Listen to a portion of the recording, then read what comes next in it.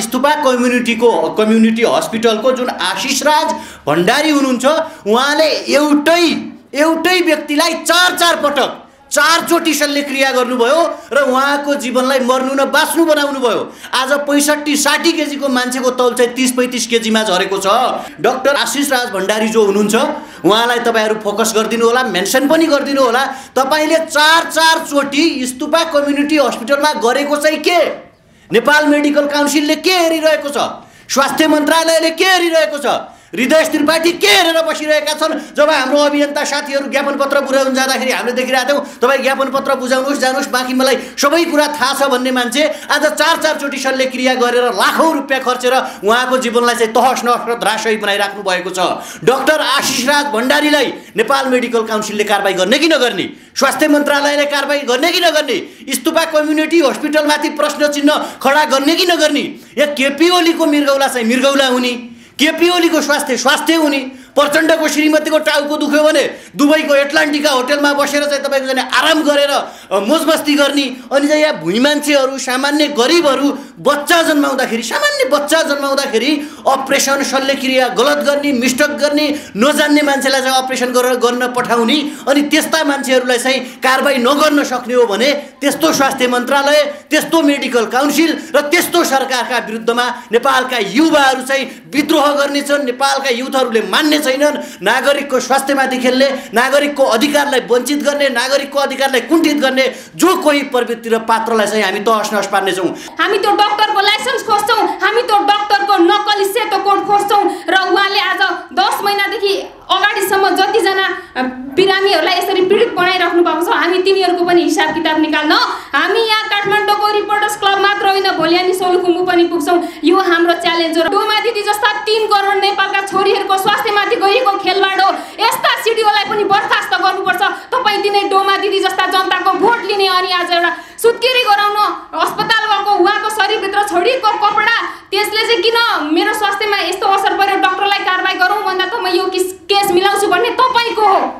तपाईको पनि हामी पथ खोज्छौँ। यो हाम्रो च्यालेन्ज हो। भोलि हामी त्यहाँ जाँदैछौँ। सुत्केरी हुन अस्पताल जाने महिलाहरू कसैको पेटमा कैँची छोडिएको छ, कसैको टाँका लागेको छैन, कसैको धागो चुटिएको छ। यो के हो? तपाईँहरूले पढेको डक्टरी शिक्षा यसरी नै प्र्याक्टिस गरेर सक्ने? हामी महिलाहरूको जीवन भ्यागुताको जीवन हो। जो तपाईँ प्रयोगशालामा गएर भ्यागुताको भुँडी चिरेर निकाल्नुहुन्छ अनि त्यो बाँच्छ कि मर्छ भनेर छोडिदिनुहुन्छ? के सोच्नु भएको छ तपाईँले? जुन देशमा आँखै अगाडि तपाईको मान्छेको हत्या गरिसके पछाडि अदालतबाट उम्किने देश न्याय पाइन्छ भनेर सोच्नुपर्छ। हो, आशा र भरोसा छ, तर यो आशा र भरोसा 100% यो छैन कि न्याय पाइन्छ भन्ने छैन। स्वास्थ्य मन्त्रीज्यूले आफ्नो परिचय दिनुभएको थियो, परिचय दिने बेला आयो। स्वास्थ्य मन्त्रीको काम के हो? जनताहरू र नागरिकहरू कहाँ ठगिरहेछन् त्यसको जिम्मेवारीका बोधका साथ सरकारी निकायका कर्मचारी, त्यहाँका डाक्टरहरूलाई, नर्सहरूलाई र स्वास्थ्य कर्मीलाई जनताका सेवामा खटाउनु हो, या म नारायण त्रिपाठी या हृदय त्रिपाठी भन्दै समाजमा तपाईँको एउटा दम्भ देखाउनु हो? प्रधानमन्त्री केपी शर्मा ओलीको ठाउँमा शेरबहादुर देउवा आउनुहुन्छ। शेरबहादुर देउवाको ठाउँमा भोलि प्रचण्ड आउनु होला या तपाईँको महन्त ठाकुर आउनु होला, केही फरक पर्छ जनतालाई? हृदय त्रिपाठी भन्दा अगाडि पनि स्वास्थ्य मन्त्री थिए भानुभक्त ढकाल, केही फरक पर्यो? कालो गए गोरो गए, यो व्यवस्थाका विरुद्धमा सङ्घर्ष गर्न सक्नुपर्छ। टालेको कोटलाई जहिले पनि टालेर लाउने होइन, पाल परेको कोटलाई परिवर्तन गरेर फालेर नयाँ कोट किन्न सक्नुपर्छ, बल्ल मुलुक विकास हुन्छ।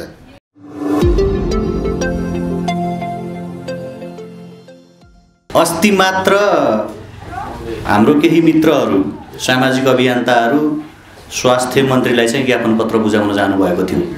त्यो बेला स्वास्थ्य मन्त्रीले बोलेका अभिव्यक्तिहरू सामाजिक सञ्जालमा मैले हेर्न पाएको थिएँ र आज स्वास्थ्य मन्त्रीलाई तपाईँको मिडिया मार्फत मेरो च्यालेन्ज र चुनौती के छ भने, हृदय त्रिपाठीज्यू, तपाईँले सोलुखुम्बुकी डोमा घताने विश्वकर्माको स्वास्थ्य अवस्थाको बारेमा तपाईँलाई जानकार छ कि छैन? तपाईँलाई इन्फर्मेसन छ कि छैन?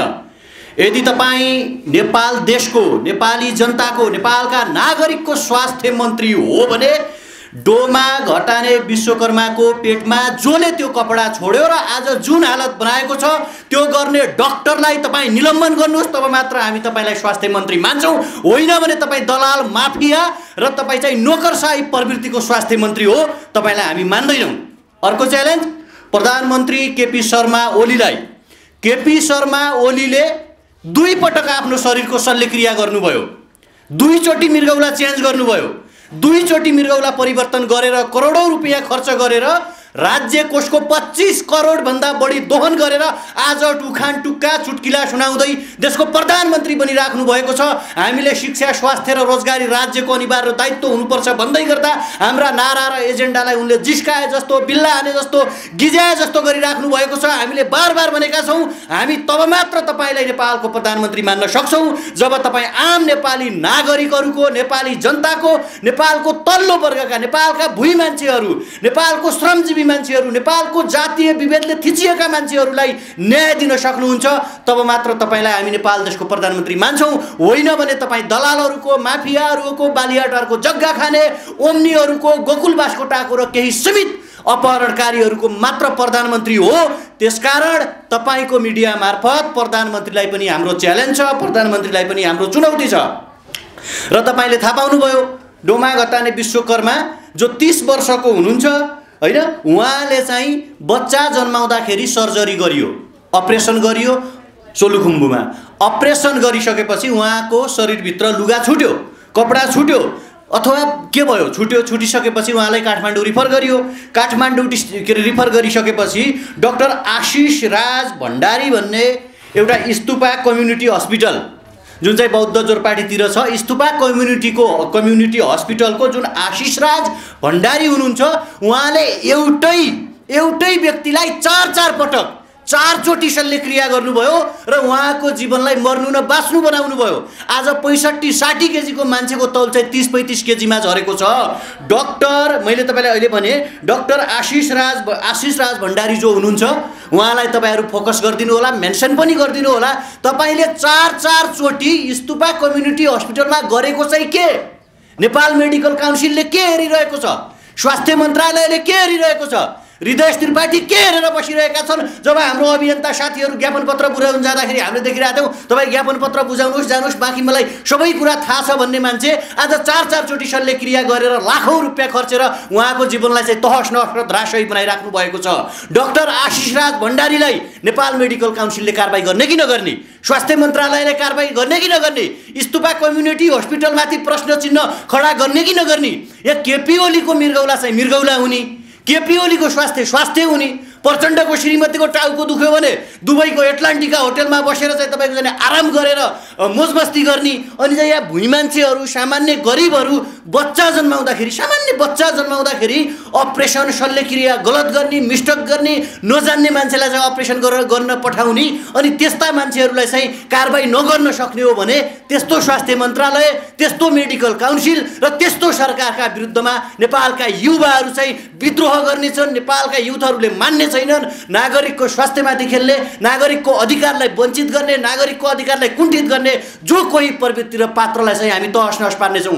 2077-78 को बजेटमा त्यति बेलाका अर्थमन्त्री युवराज कतिवटाले भनेका थिए नेपालको प्रत्येक स्थानीय निकायमा, प्रत्येक गाउँपालिका, प्रत्येक नगरपालिकामा सुरक्षित मातृत्व र प्रजनन स्वास्थ्य सम्बन्धी जति पनि तपाईँको चाहिँ क्रियाकलापहरू हुनेछन् त्यो सबै निःशुल्क हुनेछन् भनिएको छ। आज अर्थ मन्त्रालयलाई जिस्काइरहेको छ यो डोमा घतानी विश्वकर्माको केसले गर्दाखेरि। अर्थमन्त्री के हेर्दैछन्, स्वास्थ्य मन्त्री के हेर्दैछन्? उनीहरूले भनेको सुरक्षित मातृत्व तथा प्रजनन स्वास्थ्य निःशुल्क हुनेछ, नेपालका हरेक आमाहरू बस्नेछन्, नेपालका हरेक आमाहरूलाई नेपाल सरकारले निःशुल्क उपचार गर्नेछ भनेर रोस्टममा उभिएर संसद भवनभित्र उभिएर झुट बोल्ने आज अर्थमन्त्रीहरू, स्वास्थ्य मन्त्रीहरू, नेपालका प्रधानमन्त्रीहरू झुट बोलिरहेका छन्, करप्सन गर्नमा मस्त छन्।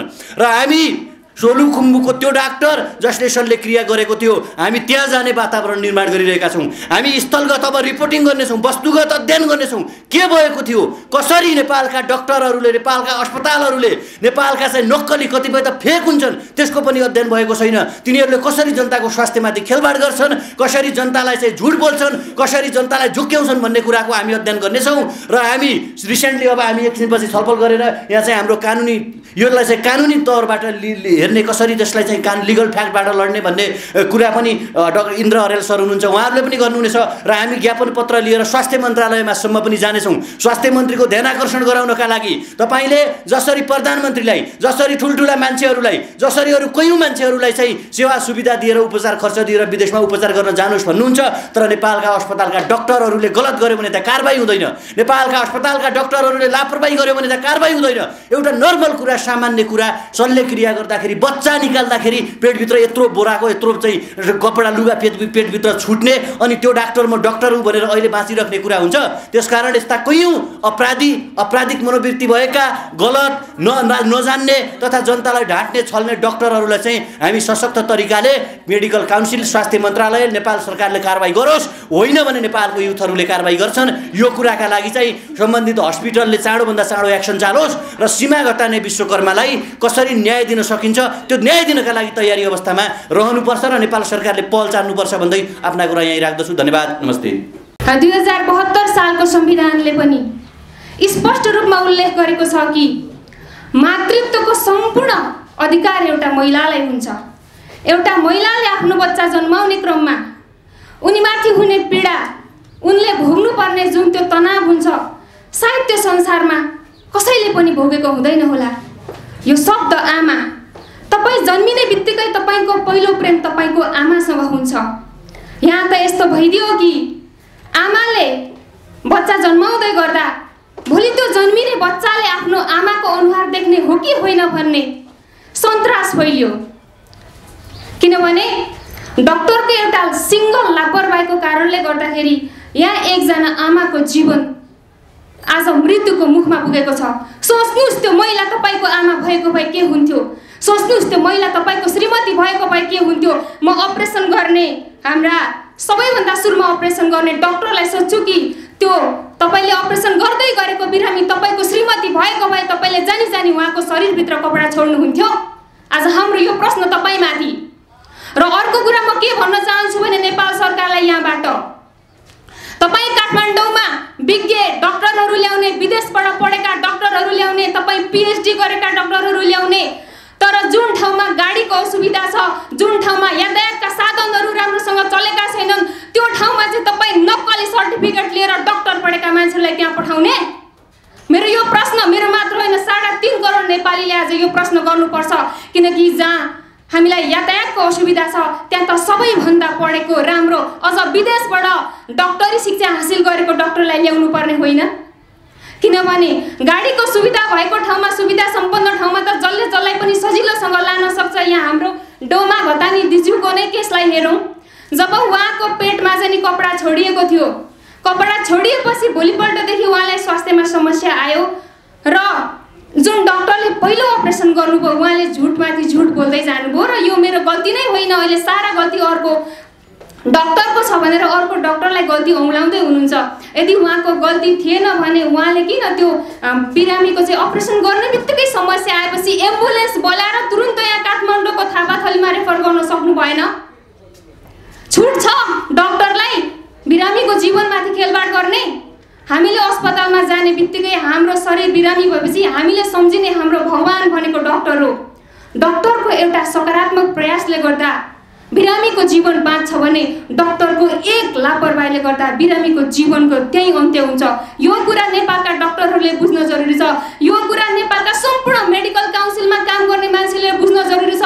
यो कुरा नेपालका स्वास्थ्य मन्त्रीले बुझ्न जरुरी छ, प्रधानमन्त्रीले बुझ्न जरुरी छ, राष्ट्रपतिले बुझ्न जरुरी छ। अनि तपाईहरु टाउको दुख्दा, हाच्छिउ आउँदा, पेट दुख्दा तपाई सिङ्गापुर, थाइल्यान्ड अनि जापानका सहरतिर हान्ने तपाई वरिष्ठ नेताहरूले बुझ्न जरुरी छ भन्दै अब आजको विषयवस्तुको अन्तिम मेरो निष्कर्ष चाहिँ के हुन्छ भने जसको लापरवाहीको कारण आज डोमा दिदीको स्वास्थ्य स्थिति यो भएको छ, उहाँको सम्पूर्ण उपचारको खर्च र उहाँको चाहिँ न्यायको लागि अब हामी लडिरहेका छौँ। उहाँको सम्पूर्ण उपचार खर्च जुन डाक्टरले लापरवाही गरेको छ उहाँले भर्नुपर्छ।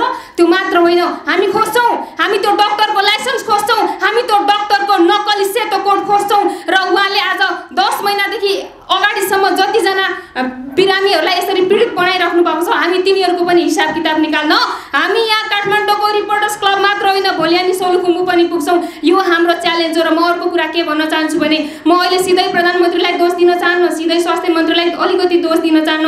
सबैभन्दा ठुलो दोष म त्यहाँको सिडिओलाई दिन चाहन्छु, जसले यो केसलाई चाहिँ मिलाउनको लागि भित्रभित्रै चाहिँ षड्यन्त्र गरिराख्नु भएको रहेछ। यो श्रीमान श्रीमतीको घर झगडा हो, घरभित्र मिलाउने? यो भनेको डोमा दिदी जस्ता 3 करोड नेपालका छोरीहरूको स्वास्थ्यमाथि गरिएको खेलवाड हो। यस्ता सिडिओलाई पनि बर्खास्त गर्नुपर्छ। तपाईँ दिनै डोमा दिदी जस्ता जनताको भोट लिने अनि आज एउटा सुत्केरी गराउन अस्पताल गएको उहाँको शरीरभित्र छोडिएको कपडा, त्यसले चाहिँ किन मेरो स्वास्थ्यमा यस्तो असर पर्यो, डक्टरलाई कारबाही गरौँ भन्दा त म यो केस मिलाउँछु भन्ने तपाईँको हो। तपाईको पनि हामी पथ खोज्छौँ। यो हाम्रो च्यालेन्ज हो। भोलि हामी त्यहाँ जाँदैछौँ। यदि तपाईँहरूले समयमै आएर आफ्नो गल्ती स्वीकारेर पीडितलाई न्याय दिनु भएन, क्षतिपूर्ति दिनु भएन भने हामी यहाँबाट कराउने मात्र होइन, हामी नेपालको 77 जिल्लामा घुम्छौँ तपाईँहरू जस्ता माफियाहरू विरुद्ध। मेडिकल माफियाहरूले कान थापेर सुन्ने, जति पनि बिरामीहरू हुनुहुन्छ तपाईँहरू ठुल्ठुला बिरामीहरूलाई चाहिँ नेताहरू गयो भने तपाईँ त्यस्तै मोज मस्तीका चाहिँ उपचारहरू गराउने अनि गरिबको चाहिँ जिन्दगीमाथि खेलवाड गर्ने धेरै कुरा सुनिएको छ। विशेष गरी महिलाहरूको हकमा सुत्केरी हुन अस्पताल जाने महिलाहरू, कसैको पेटमा कैँची छोडिएको छ, कसैको टाँका लागेको छैन, कसैको धागो चुटिएको छ। यो के हो? तपाईँहरूले पढेको डक्टरी शिक्षा यसरी नै प्र्याक्टिस गरेर सक्ने? हामी महिलाहरूको जीवन भ्यागुताको जीवन हो। जो तपाईँ प्रयोगशालामा गएर भ्यागुताको भुँडी चिरेर निकाल्नुहुन्छ अनि त्यो बाँच्छ कि मर्छ भनेर छोडिदिनुहुन्छ? के सोच्नु भएको छ तपाईँले? त्यसले गर्दा म यहाँबाट सम्पूर्ण डोमा दिदीको स्वास्थ्य उपचारमा सुरुदेखि डोमा दिदीको शरीरमा कैँची चलाउने डाक्टरदेखि लिएर अहिले यहाँ सेकेन्ड डाक्टर जो भनिराख्नु भएको छ डाक्टर आशिष राज भण्डारीज्यू, उहाँले 4 पटकसम्म अपरेसन गरिसकेपछि यो केस किन उहाँले अर्को अस्पतालमा फरवर्ड गर्नुभयो? लिन सक्दिनथे भने यस्तो कम्प्लिकेटेड केस किन लिनुभयो? This is the absolute decay of human value. म यो भन्न चाहन्छु, तपाईँ सर्वप्रथम मानव हो, त्यसपछि तपाईँ डाक्टर हो। तपाईँले तपाईँको दोस्रो डाक्टरीको दायित्व त निर्वाह गर्न सक्नु भएन, तर तपाईँ मानव हुनुको एउटा न्यूनतम मानवीय मूल्य र मान्यतालाई पनि तपाईँले गुल्झाउनु भएको छ। तपाईँहरू जस्ता माफिया विरुद्ध हामी लाग्छौँ भन्दै डोमा दिदीको यसभन्दा पछाडि जाने सम्पूर्ण कानुनी प्रक्रियाहरूमा हाम्रो एकबद्धता हुनेछ र डाक्टरहरूलाई कारबाहीको लागि पनि हामी माग गर्छौँ र यस्ता डाक्टरहरूको लाइसेन्स पनि खोज्नुपर्छ र यस्ता चाहिँ विकट ठाउँमा राम्रो पढे लेखेको इमान्दार र सक्षम डाक्टरलाई चाहिँ हायर गरियोस् र यस्ता निकम्माहरूलाई फायर गरियोस्, कठालामा समातेर थुतेर सडकमा पछारियोस् भन्दै यहाँबाट बिदा हुन चाहन्छु। धन्यवाद, नमस्कार, जय देश। हाम्रो नेपाल हामी नेपाली अभियानका स्वास्थ्य तथा शिक्षा विभाग प्रमुख जिता बरालको नेतृत्वमा मेडिकल काउन्सिलमा मुद्दा मात्रै भर्खर दर्ता गराएका छौँ। दर्ता नम्बर 326 रहेको छ। म जिता बरालज्यूले निरन्तर यसलाई लागिराख्नु भएको छ, अन्य साथीहरूले पनि समर्थन गर्नुभएको छ, अरू अभियन्ता साथीहरू पनि लाग्नु भएको छ। मेन कुरा त के रहन्छ भने यो व्यवस्था परिवर्तन नगरी यस्ता घटना घटिरहन्छन्। यो तपाईँलाई चित्त नबुझ्न सक्छ, यो व्यवस्थामा हुँदैन। जुन देशमा न्यायाधीशहरू खरिद बिक्रीमा छन्, जुन देशमा पार्टीका कार्यकर्ता बाहेक अर्को मान्छे न्यायाधीश नै बन्दैन, जुन देशमा तपाईँको क्षमताभन्दा बाहिरका मान्छेलाई लगेर डाक्टर बनाइन्छ, अनि यो देशमा विकास भएन, आज अन्याय भयो भनेर हुँदैन। डोमा जुन घतानी विश्वकर्माका जस्ता घटनाहरू, कति यति घटनाहरू अहिले पनि के छन् भने लुकेर बसेका छन्। व्यवस्था परिवर्तन नै यो देशको पहिलो सिंगार हो। हुँदैन यसरी। जबसम्म यो देशमा विधिको शासन हुँदैन, कानुनी राज्य हुँदैन, जबसम्म कर्मचारीलाई डर भन्ने चिज हुँदैन, जनप्रतिनिधिबाट कर्मचारीलाई डर हुनपर्छ। सांसद मन्त्रीहरूले गलत काम गरे भने त्यसलाई कारबाही गर्ने निकाय हुनुपर्छ। यदि कर्मचारीले गलत गरे भने कारबाही गर्ने निकाय हुनुपर्छ। त्यतातिर हामी कहिले पनि नखोज्ने। एउटा कोर्ट पाल पर्यो भने त्यो कोर्टलाई टाली लाउनु भन्दा कोर्ट नै परिवर्तन गर्नुपर्छ। यो व्यवस्थामा कोही पनि नागरिकले न्याय पाउँदैन। खरिद र बिक्री छ कानुन। म आज पनि भन्न चाहन्छु, स्वास्थ्य मन्त्रीज्यूले आफ्नो परिचय दिनुभएको थियो, परिचय दिने बेला आयो। स्वास्थ्य मन्त्रीको काम के हो? जनताहरू र नागरिकहरू कहाँ ठगिरहेछन् त्यसको जिम्मेवारीका बोधका साथ सरकारी निकायका कर्मचारी, त्यहाँका डाक्टरहरूलाई, नर्सहरूलाई र स्वास्थ्यकर्मीलाई जनताका सेवामा खटाउनु हो, या म नारायण त्रिपाठी या हृदय त्रिपाठी भन्दै समाजमा तपाईँको एउटा दम्भ देखाउनु हो? यो होइन कदापि। यहाँ मात्रै होइन, डोमाजीको मात्र होइन, नेपालगञ्जमा आज पनि जाने हो भने प्रत्येक अस्पतालमा हेर्नुहोस्, डाक्टरहरू त्यहाँको क्यान्टिन चलाए जसरी, एउटा टिकट काउन्टर चलाए जसरी प्राइभेट मेडिकल कलेजहरूका काउन्टर चलाइराखेका छन्। तिनलाई कारबाही कसले गर्ने? अनि यही व्यवस्थाले गर्छ कारबाही। यो व्यवस्थाले कारबाही गर्छ, न्याय पाइन्छ भन्नु भनेको दिवा सपना देख्नु हो। व्यवस्थामा व्यापक फेरबदल गर्नुपर्छ। त्यो हिम्मत र आँट राख्नुपर्छ, बल्ल मुलुक परिवर्तन हुन्छ। कसैसँग डराउनु हुँदैन। यो डोमाजीको केसमा पनि त्यही भएको छ। स्वास्थ्य मन्त्री कहाँ जानुपर्छ, स्वास्थ्य मन्त्रीले यो काम गर्नुपर्थ्यो। हाम्रो स्वास्थ्य तथा शिक्षा विभाग प्रमुख जिता बरालले रात दिन यसमा लागिराख्नु भएको छ। अझै पनि हामी अभियानको तर्फबाट भन्छौँ, हामी रात दिन त्यसमा लाग्नुहोस् र उहाँलाई जबसम्म न्याय पाइँदैन तबसम्म लडिराख्नुहोस्। तर न्याय पाइने सम्भावना सोचे जस्तो छैन। जुन देशमा आँखै अगाडि तपाईँको मान्छेको हत्या गरिसके पछाडि अदालतबाट उम्किने देश न्याय पाइन्छ भनेर सोच्नुपर्छ। हो, आशा र भरोसा छ, तर यो आशा र भरोसा 100% यो छैन कि न्याय पाइन्छ भन्ने छैन। यो यस्ता घटनाहरू भइराखेका छन्। विधिको शासन, कानुनी राज्य, त्यसका लागि खै त युवाहरूको आवाज उठेको? यही हो परम्परा, यही हो। स्वास्थ्यको स नजानेका मान्छेहरू स्वास्थ्य मन्त्री भएर बसेका छन्। कानुनको क नजानेकाहरू कानुन मन्त्री बनेका छन्। वनको ब नजानेका माफियाहरू वन मन्त्री बनेका छन्। अनि तपाईँको देशमा सुशासन खोजेर हुन्छ। सुशासन खोज्नका लागि लड्नुपर्छ, लड्न सक्ने क्षमता राख्नुपर्छ र हिम्मत र दमका साथ एकजुट भएर अगाडि बढ्नुपर्छ, मात्र मुलुक परिवर्तन हुन्छ। खै त आज डोमाजीको केस भयो, भोलि अर्काको केस हुन्छ, हिजो अस्तिको भएको थियो अर्काको। यो निरन्तर चलिरहन्छ। जबसम्म यो व्यवस्था रहन्छ तबसम्म जनताले कहिले पनि सुख पाउँदैन।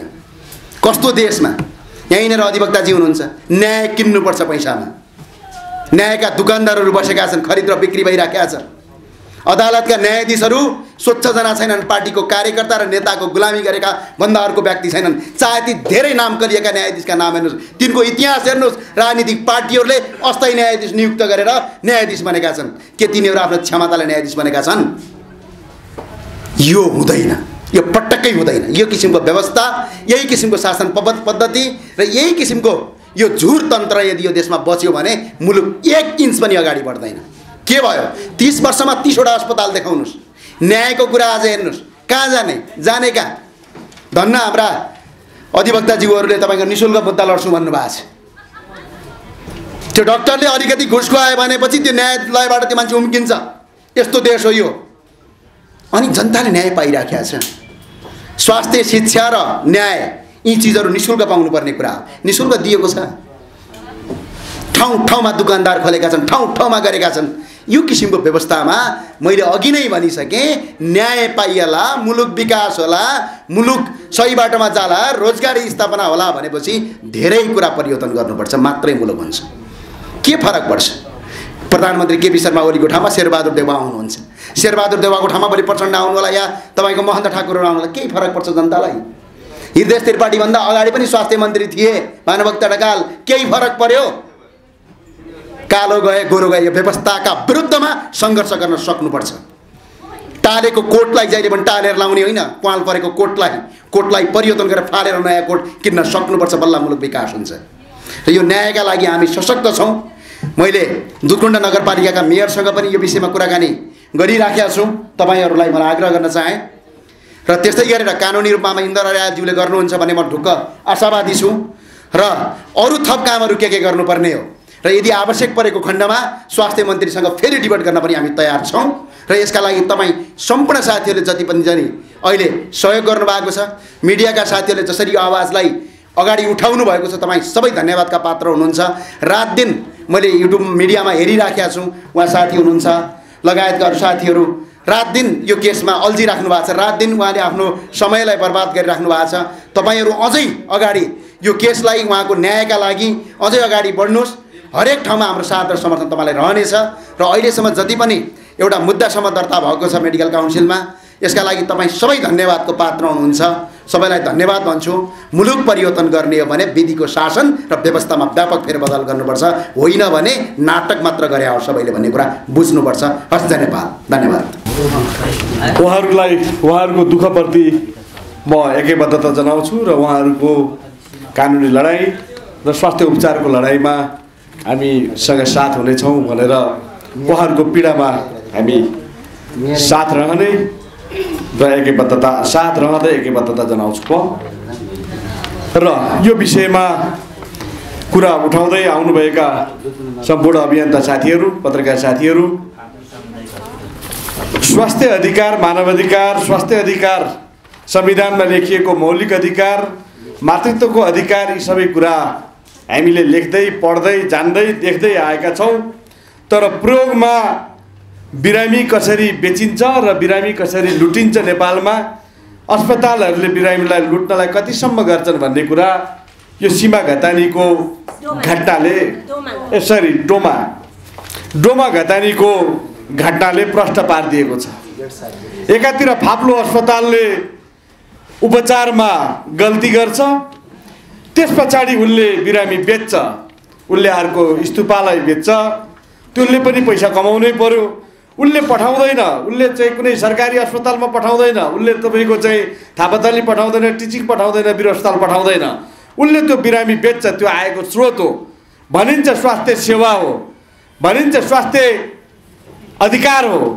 तर समस्या सारा देशभरि उहाँ अहिले प्रतिनिधि पात्र हुनुभएको छ डोमा घतानी।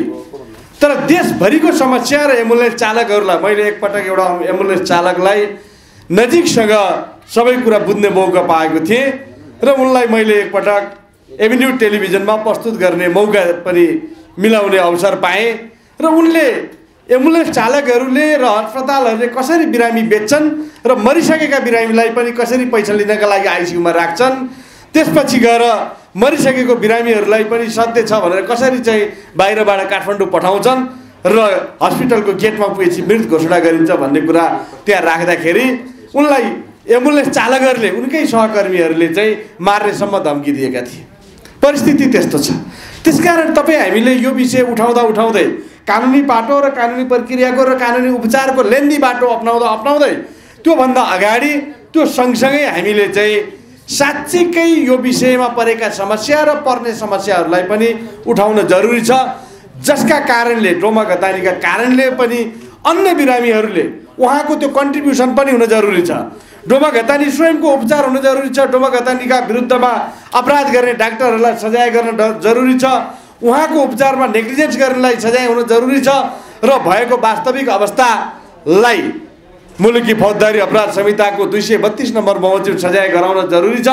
त्यति हुँदाहुँदै उहाँले के पनि गराउनु जरुरी छ भने समाजलाई उहाँले कन्ट्रिब्युसन गर्नुपर्ने हुन्छ, उहाँको परिवार र उहाँले यो घटनालाई कुनै पनि विषयमा कम्प्रोमाइज नगरिकन हामीले पटक पटक बेहोरेको समस्या कुनै पनि अवस्थामा कम्प्रोमाइज नगरिकन यो मेरो अधिकार हो, मलाई कसैले 2 पैसा दियो पाएँ भनेर यी अपराधीहरूलाई, अपराध गर्ने व्यक्तिहरूलाई कानुनको दायराबाट उम्काउने काम चाहिँ तपाईँहरूले नगरिदिनु होला।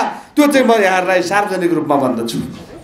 हामीका सबै खालका फङ्सन छन्, सरकारी कार्यालय छन्, काउन्सिल छन्, स्वास्थ्य मन्त्रालय छ, सिडिओ कार्यालयले पनि जिल्लाको स्वास्थ्य अधिकार हेर्छ। सिडिओ कार्यालयमा पनि एउटा स्वास्थ्य सम्बन्धी चाहिँ समिति हुन्छ र त्यसको अध्यक्ष सिडिओ हुन्छन्, त्यसको सदस्य सचिवमा मेडिकल सुपरिन्टेन्डेन्ट हुन्छ जिल्लाको, त्यस पछाडि गएर स्थानीय जनप्रतिनिधि हुन्छन् र त्यहाँको चाहिँ नगरको जुन स्थानमा हस्पिटल छ त्यो हस्पिटल भएको नगर या गाउँको चाहिँ त्यहाँको मेयर या प्रमुख हुन्छन्। यी सबै त्यहाँ कमिटीमा हुन्छन् र यी डोमा घतानी पनि त्यही ठाउँकी हुन्, यिनी पनि अन्य ठाउँकी होइनन् र ती नगर या गाउँका त्यो प्रमुखलाई त्यहाँका जनप्रतिनिधिलाई भोट दिने यिनी पनि एउटी हुन्। तर समाजले के देख्दैन भने प्रशासन एकातिर छ, प्रतिनिधि एकातिर छ, स्थानीय प्रतिनिधि र केन्द्रीय प्रतिनिधि एकातिर छ, यिनीहरूलाई साँच्चीकै जनताको चिन्ता छैन, जनताको पीडामा एकबद्धता छैन र यिनीहरू स्वयंले आफूले लेखेको संविधान र यिनीहरू आफूले स्वयंले बनाएको कानुन र यिनीहरूले पास गरेको पार्लियामेन्टबाट पास गरेको कानुन त्यसप्रति यिनीहरूको एकबद्धता पनि छैन, त्यसको समर्थन पनि छैन। संविधानमा लेखिएको स्वास्थ्य अधिकार, मातृत्वको सुरक्षित मातृत्वको अधिकार, त्यस पछाडि त्यो अन्तर्गत चलेका मातृत्व सुरक्षित मातृत्वका परियोजनाहरू स्वास्थ्य मन्त्रालय अन्तर्गतका, त्यसपछि कानुनले प्रत्यार्जन गरेका अधिकार र त्यसबाट दण्डित गर्नुपर्ने कानुनी व्यवस्था, त्यो व्यवस्थामा हाम्रा प्रशासकहरू, हाम्रा जनप्रतिनिधिहरू, हाम्रा स्थानीय तहका प्रतिनिधिहरू कोही पनि उत्तरदायी नदेखेका कारणले यी डोमा घतानी बहिनीले दुःख पाउनु भएको हो। त्यसकारण अभियन्ता साथीहरू, पत्रकार साथीहरू, यहाँहरूलाई म के अनुरोध गर्छु भने साँच्चीकै मुलुकी अपराध संहिता बमोजिम कारबाही गराउने हो, त्यसले त 5 वर्ष कैद र 5 लाख जरिमानाको कुरा गर्छ। त्यो पाउन्ड जेलमा डोमा घतानीको जीवन रहँदैन। त्यो अदालतबाट पाउन्ड जेलमा पुलिसले यिनीहरूलाई पक्राउ गरेर कारबाही अगाडि बढाउन जेलमा डोमा घतानी जीवित हुनुहुन्न मलाई लाग्छ। उहाँको शारीरिक अवस्था मैले कतै फोटोमा देखेको थिएँ, परिस्थिति मैले उहाँहरूलाई भेटेको छैन, थाहा छैन मलाई। जिताले फोनमा भनेको भन्दा बाहेक मलाई उहाँको अझै वास्तविक स्थिति थाहा छैन। तर के चाहिँ थाहा छ भने उहाँको अवस्था जटिल छ। त्यो जटिल अवस्था पार लाउनलाई तपाईँ हामी भएनौँ भने यो कानुनी प्रक्रिया पनि त्यसै लन्ठिएर जान्छ। नेपालमा हेर्नुहोस्, यो पावर हुने, पहुँच हुने क्या कानुनी प्रक्रिया 20औं वर्ष चल्छ। सर्वोच्च अदालतमा 10औं वर्ष पेशी चलिरहन्छ मुद्दाको। जिल्ला अदालतले मुद्दा फैसला गरेर त्यतिकै लाउँछ। अनि त्यसपछि चाहिँ अनुसन्धान गर्ने निकाय, स्वास्थ्य अनुसन्धान परिषद लगायतका निकायहरू र तपाईँको चाहिँ प्रहरी कार्यालयले गर्ने अनुसन्धानको हालत पनि हामीले देखेका छौँ। त्यसले गर्ने अनुसन्धान, त्यसले दायर गर्ने मुद्दाको हालत पनि हामीले देखेका छौँ, जहाँनिर पहुँच पुग्छ। यदि यी फाप्लुका के डाक्टरको नाम के शाह भन्नुभयो, दिलीप कुमार शाह, त्यस पछाडि यहाँको के भण्डारी, यिनी तपाईँको चाहिँ अब डाक्टर आशिष राज भण्डारी, यिनीहरू र त्यो एकजना डाक्टरको मात्र कुरा होइन, स्तुपा हस्पिटलको होल म्यानेजमेन्ट र त्यहाँको सुपरिन्टेन्डेन्ट को छ, त्यहाँको सिओ को छ, त्यो सबैको यो घटनामा मिलोमतो छ। उहाँहरूले पत्र भन्नुभएको छ बिरामी सत्य भएदेखि नबनाउला भनेको। एउटा मान्छेको शरीरमा भएको अङ्गभन्दा बाहेकको चिज उसको शरीरमा छ भने त्यसलाई तपाईँको चाहिँ नभए सत्य भए नबनाउला भनेको भन्ने त्यो सम्मको अपराध र त्यो आफ्नो सहकर्मीहरूले गरेको अपराधमा जोगाउने अर्को महाअपराध गर्ने डाक्टर, उहाँहरूलाई उत्तरदायी बनाउनका लागि तपाईँ हामी सबैले प्रयास गर्न जरुरी छ। सबैले उहाँको उपचारका लागि नेपाल सरकारलाई, स्वास्थ्य मन्त्रालयलाई हामीले दबाब दिएर बाध्य पारेनौँ भने यस्ता धेरै पीडितहरू, मैले पहिला पनि सिडिओ कार्यालयमा अघिल्लो ऐन बमोजिम सिडिओ कार्यालयमा निवेदन दिने चाहिँ कानुनी व्यवस्था थियो। 50,000 देखि 1 लाखसम्म तपाईँको चाहिँ त्यो क्षतिपूर्ति सरकारबाट तिराएर अब मान्छेको ज्यान जाने अवस्था छ, मान्छेको ज्यान गएको छ, मान्छे अङ्गभङ्ग भएको छ, मान्छेको जीवन गएको छ। मान्छे बाँचेर चाहिँ तपाईँको रोगी हुँदा ज्यान गएको भन्दा त्यहाँनिर ठुलो समस्या हुन्छ, त्यहाँनिर ठुलो पीडा हुन्छ। ती कुराहरूमा तपाईँको चाहिँ अनि 5 वर्षमा 50,000 1 लाख रुपियाँ तिराउँदाखेरि डाक्टरहरूको तपाईँको चाहिँ डाक्टर एसोसिएसनले विरोध गर्ने र अनि काहीँ टेलिभिजनमा कतै भेट भयो भने उहाँहरू त्यही कुरा उचालेर हामीसँग झगडा गर्नुहुन्छ। यही कानुन आइसकेपछि डाक्टरहरूको विरोध भयो। यसमा चाहिँ केही पनि छैन। 5 वर्ष कैद हो, ज्यान जाँदा लापरवाही र हेलचक्राइ भन्दाखेरि जम्मा 5 वर्ष कैदको विषय छ यही विषयमा। अनि मैले हरिहर अवस्थी र मेरो चाहिँ 2 जनाको एउटा कुन टेलिभिजनमा छलफल राखेको थियो, त्यहाँ मैले बोल्दाखेरि उहाँहरूको त्यहाँ फोन आयो, डाक्टरहरूको त्यहाँ फोन डाइरेक्ट कल लाउने भनेर भनेको थियो। त्यो आन्दोलनको विषयमा कुरा उठ्दाखेरि मैले त्यहाँ के भने यो सजाय कम भयो।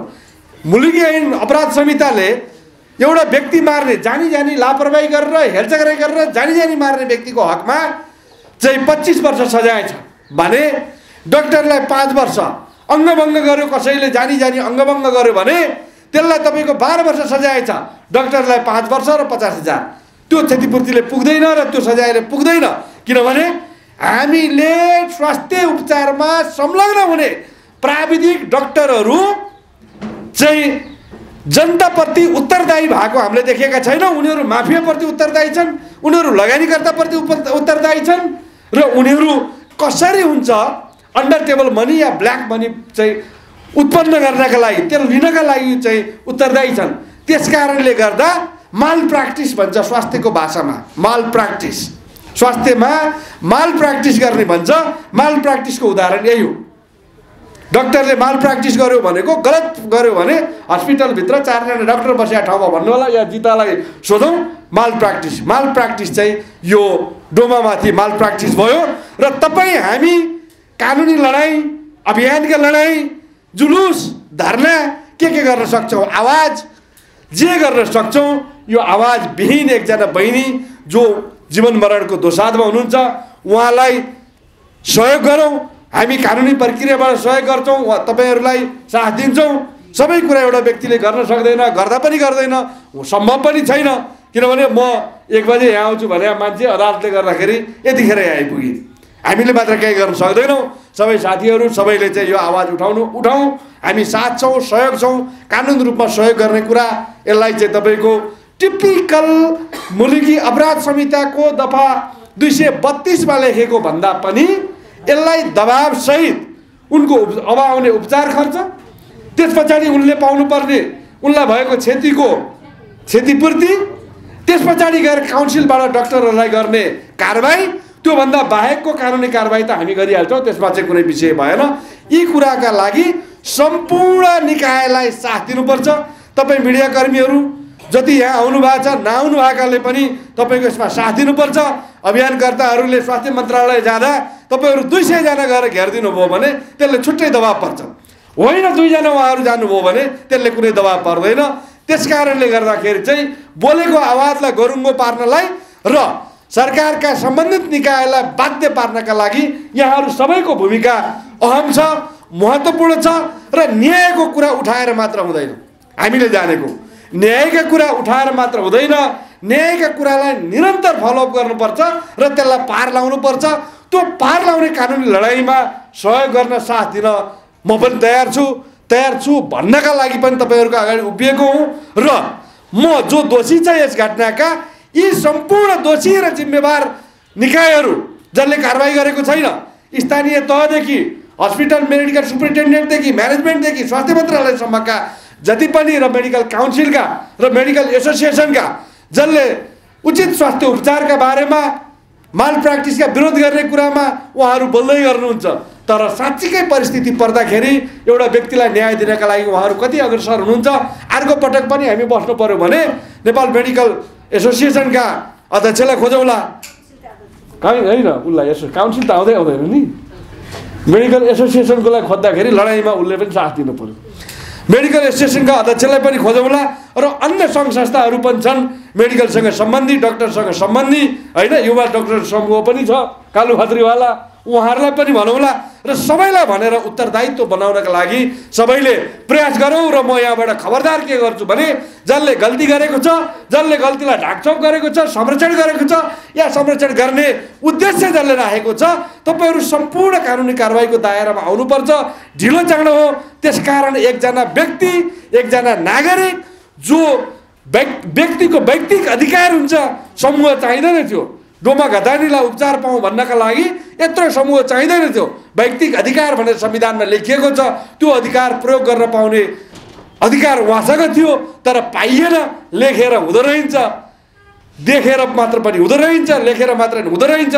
कार्यान्वयन नभएसम्म संविधानमा लेखिएका, कानुनमा लेखिएका कुराहरूको कुनै औचित्य र अर्थ छैन। कागज पोलेर खाएर सन्चो हुँदैन, कागज त्यो संविधान च्यातेर पसलमा लगेर दिएर कुनै सामान किन्न पनि पाइँदैन। त्यस कारणले गर्दाखेरि यसलाई कार्यान्वयन गर्नका लागि, खबरदारी गर्नका लागि र कारबाही गर्नका लागि हामी तयार छौँ। सबै होसियार रहनु होला। तपाईँहरू सक्नुहुन्छ भने अहिले नै पीडितका पक्षमा निर्णय गर्नुहोस्, अहिले नै पीडितलाई न्याय दिनलाई प्रयास गर्नुहोस्, दोषीलाई कारबाही गरेर प्रयास गर्नुहोस्। झुलाउने काम गर्नुभयो भने जसले झुलाउनुहुन्छ तपाईँले कारबाहीमा पर्नुहुन्छ।